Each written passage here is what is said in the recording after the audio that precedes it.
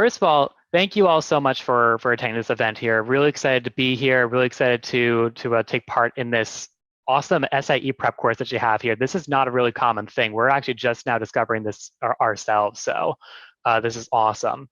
So to give a quick introduction, my name is Joseph. I am a university relations lead with Vanguard.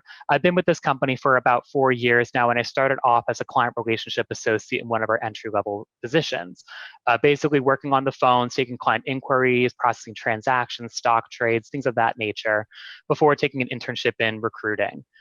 Following my recruiting position, I came into the UR space, which is where I am now, doing campus recruiting for our entry-level positions.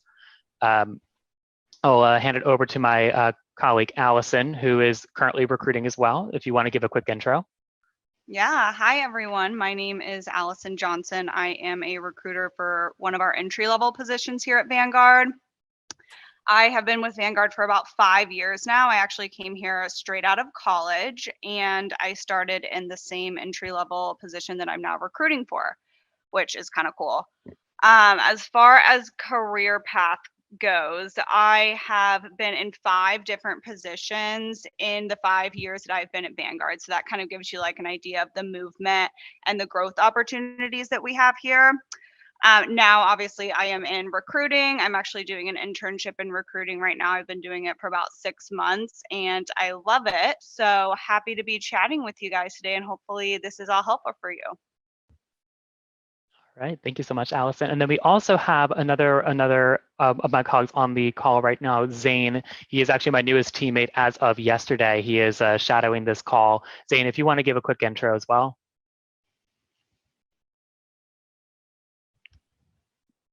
You might be muted, by the way.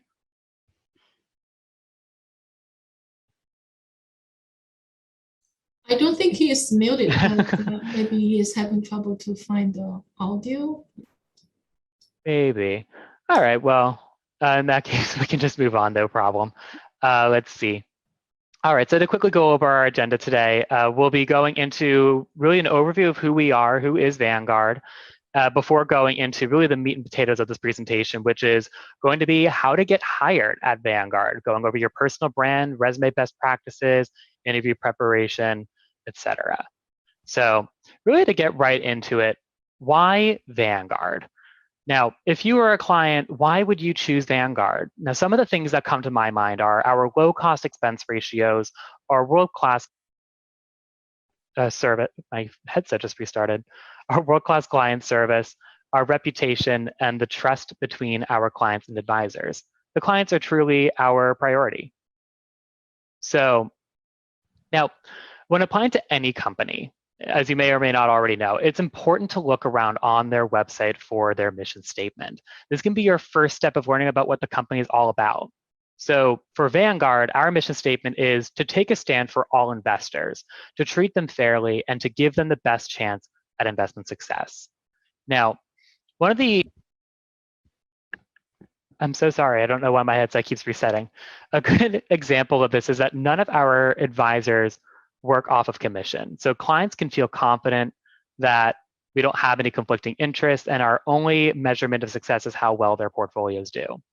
Now, our goal is to give each investor that best chance of investment success by providing the tools, educating them, and providing guidance so that they can make big investment decisions themselves.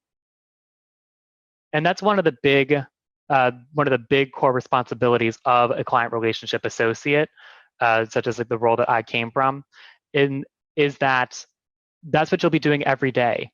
You'll be on the front line. I'm so sorry.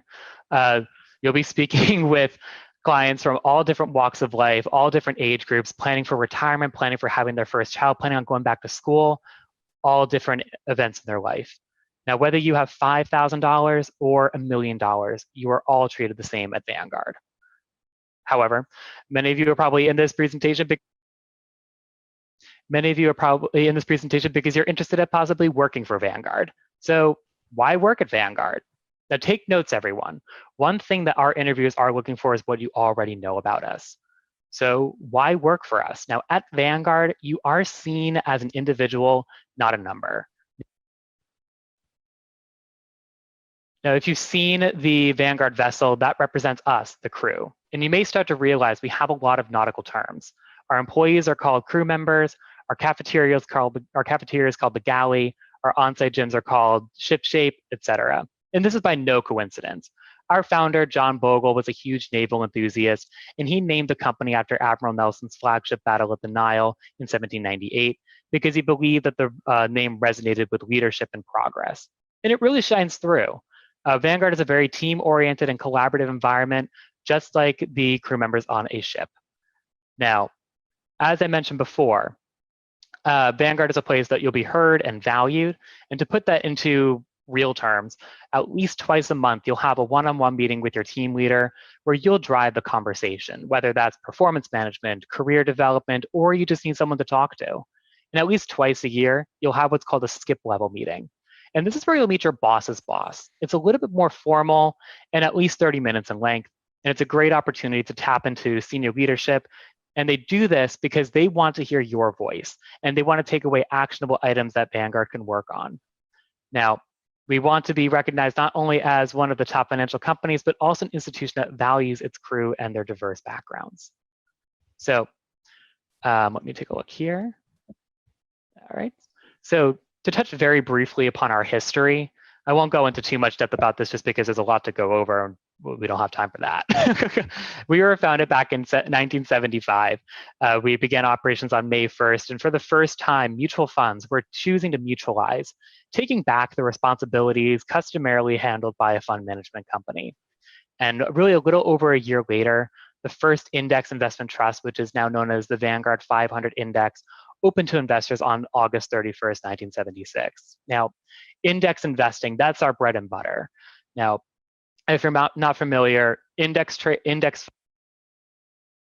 these are investment vehicles where you have a fund manager managing a portfolio of investments that mimic a benchmark, in this case, the 500 index from Standard & Poor, and investments only change when the benchmark changes.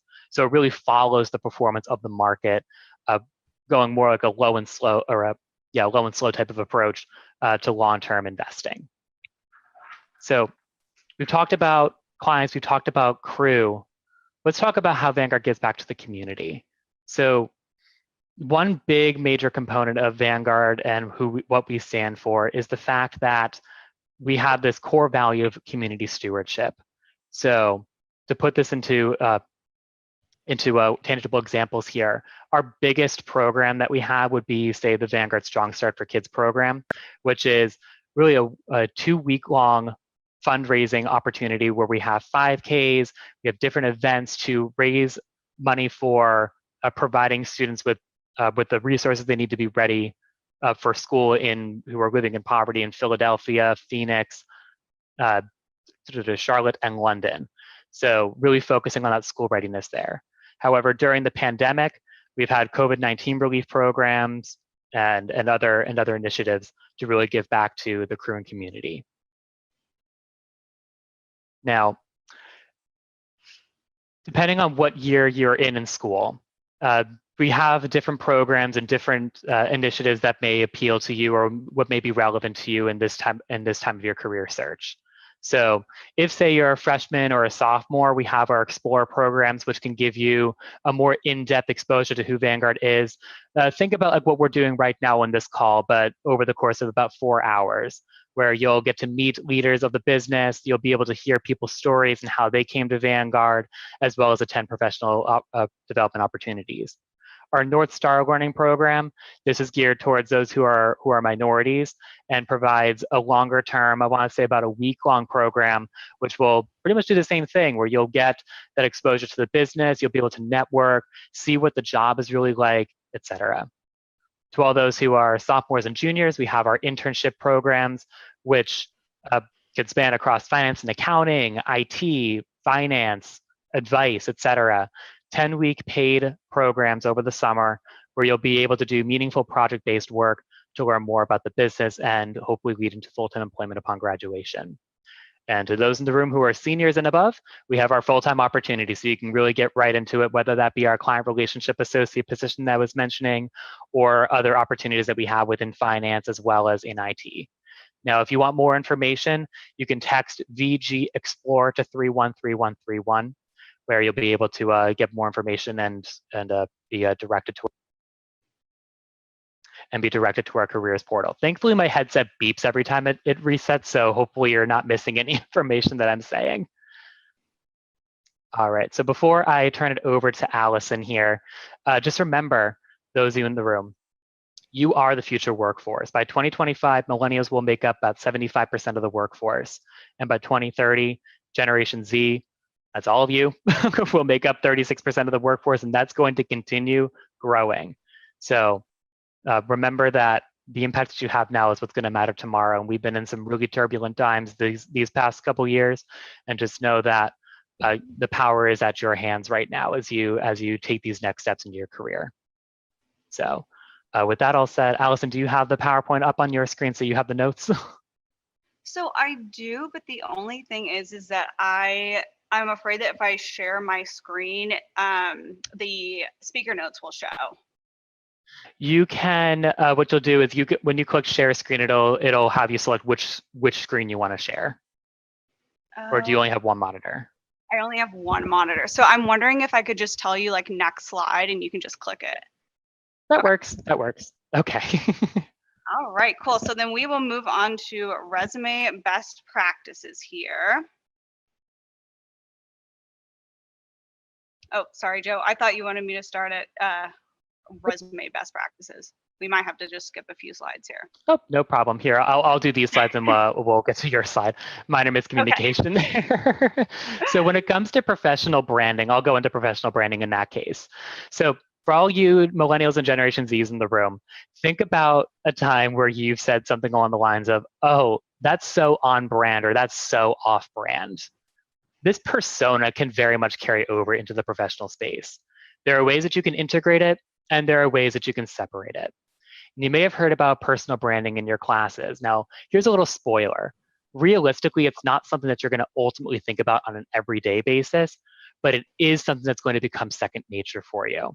So think about how you want to be perceived. What do you need to do to ensure that others see your professional personality versus like your Instagram personality or your evening personality? I don't know what you do in your personal lives there, but that's a really important thing that you're going to need to start thinking about now that you're in college and now that you're thinking about how you want companies to see you.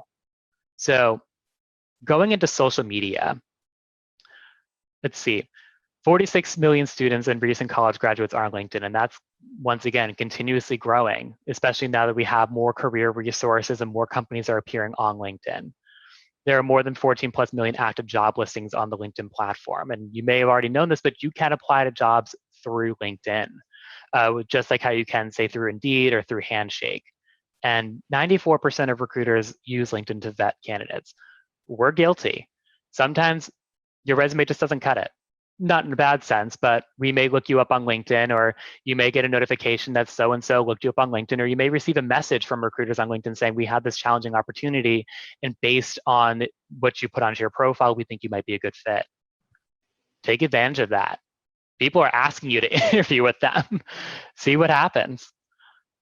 Now, kickstart your brand on social media. So for those of you who aren't on LinkedIn, what are you doing? So it's really easy to get set up on that website there. Select an appropriate photo, whether it be, say, your senior headshot or just a professional shot of you dressed nicely, say, against a neutral background or anything like that. And photos will get you about 21 times more profile views. Develop a professional summary. Your headline can be a straightforward or fun version of your job title or what you're looking for in a career. And it's basically your elevator pitch. If you already have a bio, start there and change it to the first person and include keywords in both so it can be easily found. And list your top skills and work experience. So list out your work experience, including your internships, create bullet points, your on-campus jobs, the clubs, your initiatives, major projects, extracurriculars, all of it. And describe your major wins or projects and the value that you brought into your team or class within 2 to 3 sentences. Updated experience will get you about 8 times more profile views. And provide work examples. Use photos, videos, presentations, blogs, etc., and get active. Just like every other social media, the more active you are, the more you're going to be seen. So like posts, comment on your friends' posts when they get a job offer, and congratulate them, and share news articles that you see that really resonate with you, that you want your network to see. Now, with that in mind, think about the do's and the don'ts. What do you post on social media and what do you not post on social media? And I know some of this stuff really goes without saying, but sometimes you'd be surprised about what you can see on Facebook or on Instagram, etc. Now, make sure that you're researching companies, make sure that you're posting a flattering and professional headshot, make sure that you're showcasing your skills and that you're checking your spelling and grammar before posting. Don't post anything inappropriate. Don't complain about previous employers. You want to be really as neutral as possible as you can on these websites, since you want to be able to appeal to a wide audience. You never know who's going to be on the other side of the screen that's looking at your profile. Don't share anything illegal. Once again, I know it goes without saying, but it's still worth mentioning. And don't make any discriminatory remarks. So, especially now that we're in the virtual world, how you brand your online presence is going to be even more critical. Most interactions that you're going to have with recruiters will be on LinkedIn, through email, through the phone, or through a video call. In some cases, that may be the only, even when you get the job, may be the only interaction you have with them. How do you want to be perceived behind this digital curtain? And look at your public social media profiles through a third-party lens and show components of your personality that you would want your future boss to see. Otherwise, think about, say, putting your social media profiles on private so that they can't be as easily accessed. Just a suggestion there. So we are going to skip over this activity, actually. We'll just go into resume best practices. Yes, so resume best practices. So your resume is essentially an extension of your personal brand. So you want to think of ways that you can make your resume unique to yourself, but also, of course, keep it professional. So first thing here, you want to try your best to keep your resume to one page, especially right out of college. I feel like there's really no need to have a resume that's longer than one page. So try to keep it to one page if you can. Research the job description and tailor your resume accordingly. So for example, if you are applying for like a customer service based role, definitely want to include, of course, your customer service experience on your resume. The third bullet point here, please, please, please have multiple people review your resume prior to sending it out. Honestly, I do see a lot of resumes that have spelling and grammatical errors, and it just kind of comes across as kind of unprofessional and unpolished. So please just have someone review it before you actually get it sent out. List your address, phone number, and email. So phone number and email are going to be especially important so that we can, have some way to reach out to you and contact you about the position. You will also want to list your college information first on your resume. And underneath your college information, you want to include expected graduation date, your GPA, and then also your major or field of study is also helpful for us to know as recruiters as well. After your college information that's listed on your resume, you will then list your work experience in chronological order. So starting with the most recent experience and then going down from there. Create multiple versions of your resume. So this is optional. I actually use my same resume for almost everything, but I do kind of tweak it as needed, just kind of depending on the role that I'm applying for.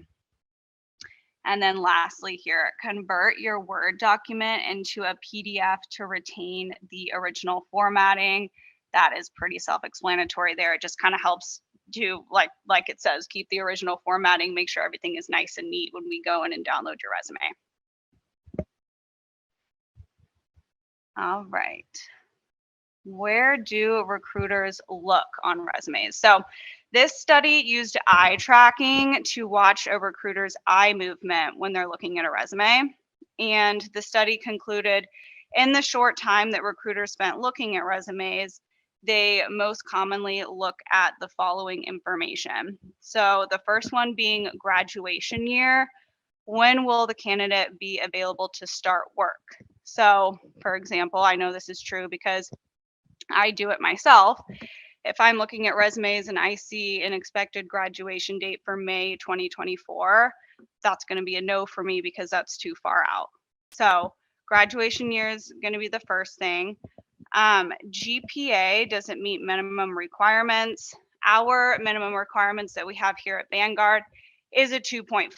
So I definitely try to look at the GPA first as well. Job titles. So what roles has the candidate held previously? Company names. Has the candidate worked for any notable companies? Employment dates and durations. So does the candidate jump around a lot or do they tend to stick in one place?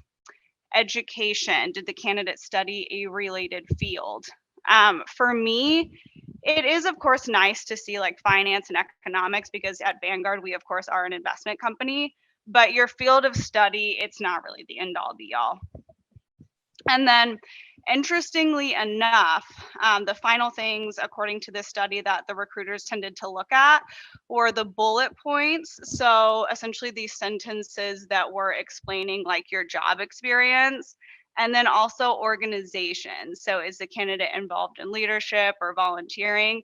Those, according to this study, were kind of the last things that the eyes were drawn to. So I did think that that was kind of interesting. Joe did have a little piece of advice here on his speaker notes. Keep bullet points to one line maximum. This is very true. I actually had to go in my own resume and shorten my bullet points to be one line.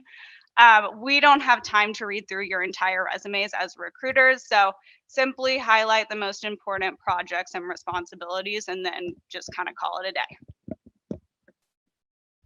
Basically, put any information that you're okay with having be skimmed. Just know that like a resume is probably not going to be read in thorough detail. What's okay to be skimmed? Yep, exactly. All right, so this is a sample resume format.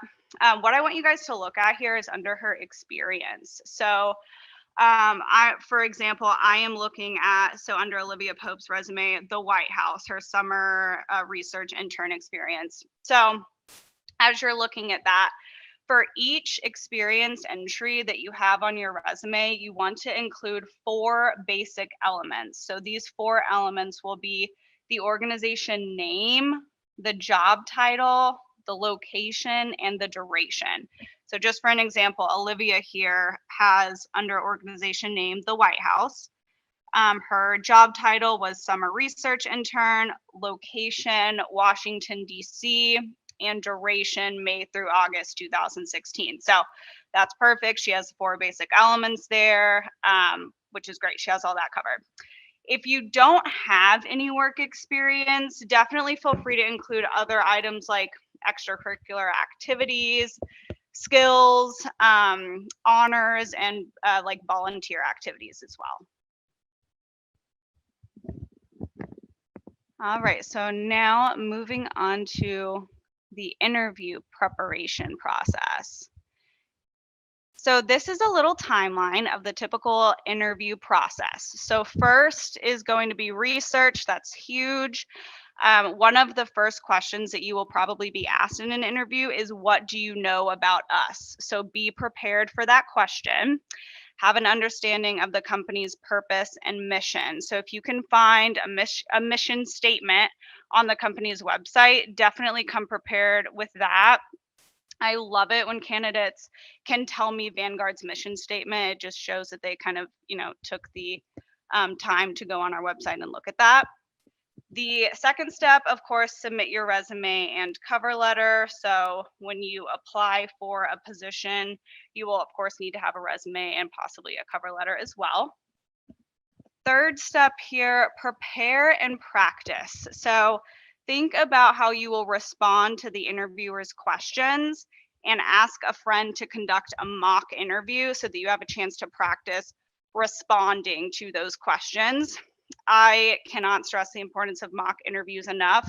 They might sound silly and they are kind of uncomfortable at first, but very beneficial, helps you to kind of also feel just more relaxed actually going into the interview as well. At least it does in my case.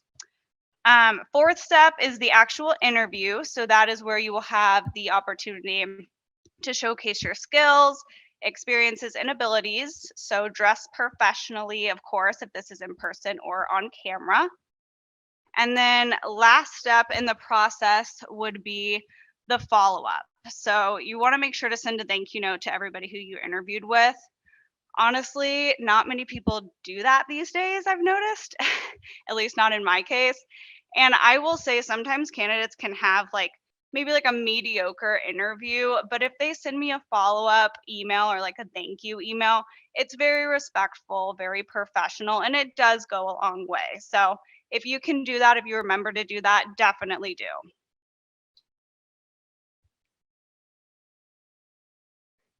All right, next slide here.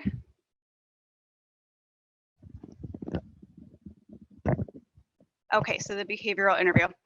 I don't know if you guys are familiar with answering familiar with the STAR method for answering behavioral-based interview questions.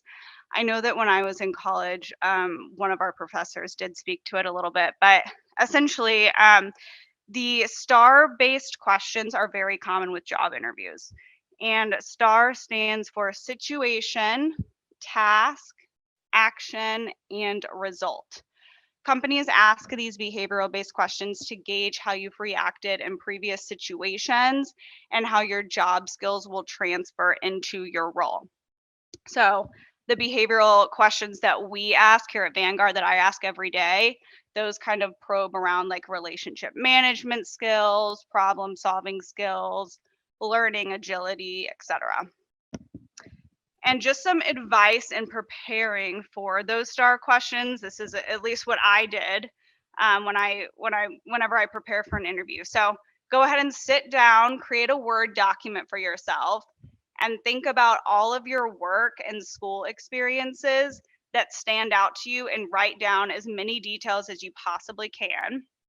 And then Google example interview questions and try to figure out a way to answer them with those experiences that you just wrote down.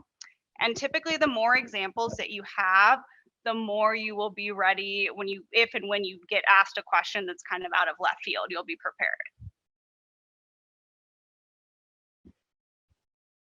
All right, thanks, Joe. Next slide here.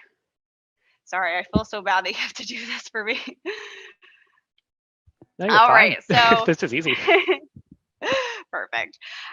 So here are some examples of commonly asked behavioral-based questions. So when practicing using the STAR method that we just discussed, what you're first going to want to do is be sure that each answer to these questions has a beginning, a middle, and an end. So essentially, be ready to describe the situation, including the task at hand, the action, and then the outcome or the result.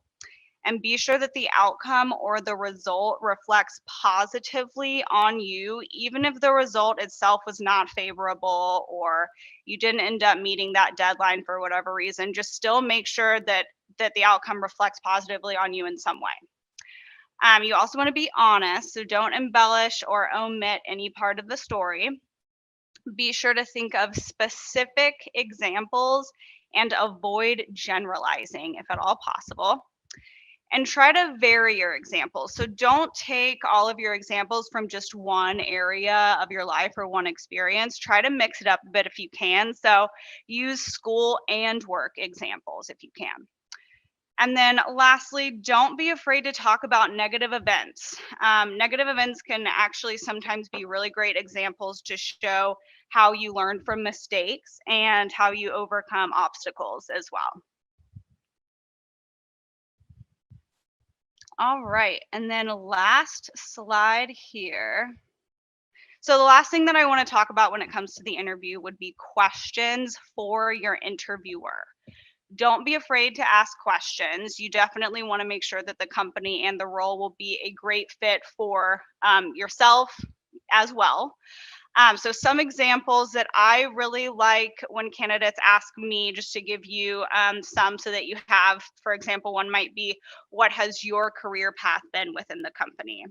or what are the next steps within the interviewing process. My favorite one is, what does a day in the life of this role look like? So get all of your questions answered. The last thing that we want is to offer you a job and then 6 months after you quit because it was nothing like what you imagined.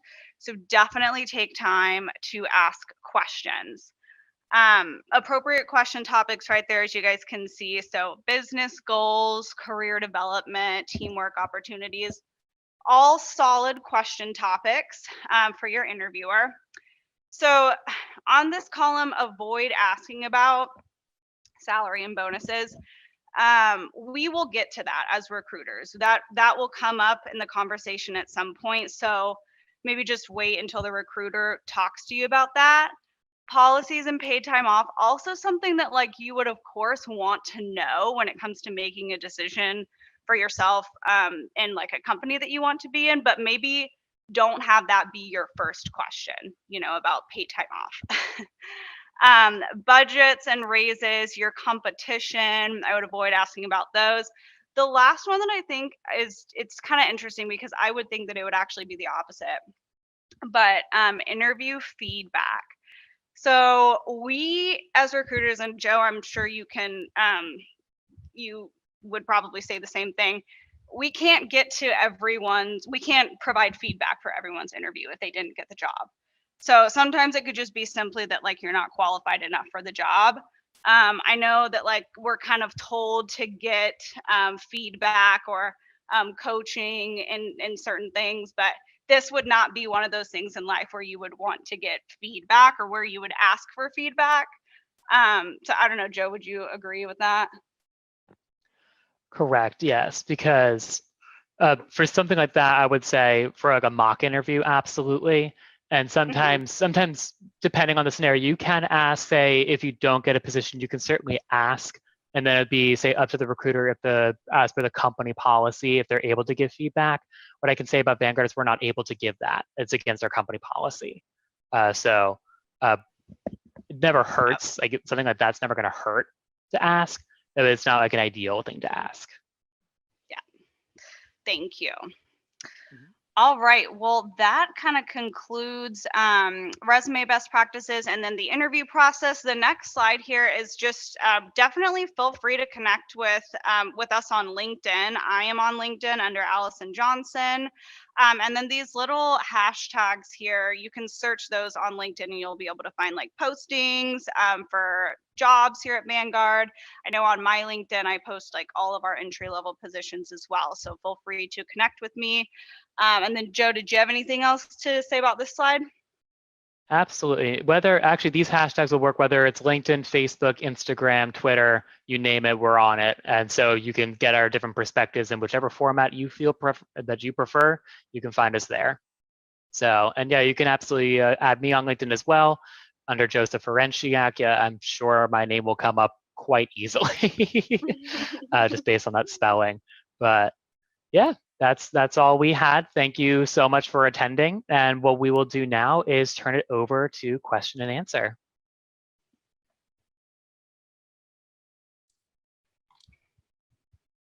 Allison and Joseph, thank you so much. It's so, I think, comforting to hear some of the things that you're mentioning align so well with what our Career Center coaches are reviewing with students when we meet with them one-on-one or when we're doing presentations for classes. And I would agree 100%. I mean, we do practice interviews here in the Career Center, and that's the place to really get feedback. And we want to give that to you before you go out for an interview that really matters to you. So I would encourage students today, Edinburgh, Cal U, I don't know if we have any Clarion students in this class, but your Career Center can do practice interviews with you, and you can schedule that appointment through Handshake. And you can even bring in a job description or send it to that person ahead of time, and we will tailor the practice interview to that job and ask you very specific behavioral questions. So it'll be great practice. But thank you so much. Such great information. Thank you for sharing it with our students. Of course, pleasure to give it out.